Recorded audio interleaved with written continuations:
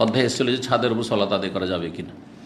মসজিদের ছাদের উপর সালাত আদায় করেছেন বেসালাতিল ইমাম, ইমামের সালাতের ইক্তেদা করে, মানে মুক্তাদি হয়ে।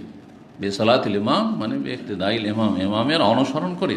তার মানে ইমাম নিচে আছেন আর আবু হুরায়রা ছাদের ওপর থেকে ইক্তেদা করছেন, জায়েজ। সুতরাং এখান থেকে আপনাদের একটি গুরুত্বপূর্ণ মাসালা জানা হইল, যেটা প্রতিদিন আপনাদের প্রয়োজন হচ্ছে বা সম্মুখীন হচ্ছেন, সেটা হচ্ছে ইসলামিক সেন্টারের মসজিদে নিচে তলাতে ইমাম, সিংহভাগ মুক্তাদি নিচে তলায়, 2 তলায় সালাত হচ্ছে, 3 তলাতে সালাত হচ্ছে, ছাদের ওপরও যদি কেউ সালাত পড়ে, জায়েজ না জায়েজ নাই? জায়েজ। ব্যাস ইমামের আগে সামনে যেন না যায়, ইমামের সামনে যেন না দাঁড়িয়ে ডানে বামে হয়ে সামনে এগিয়ে না যায়। আবু হুরায়রা রাদিয়াল্লাহু তাআলা আনহুর আমল, সাহাবীর আমল।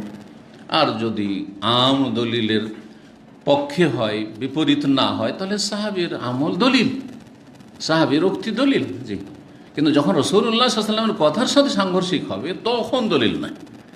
জি।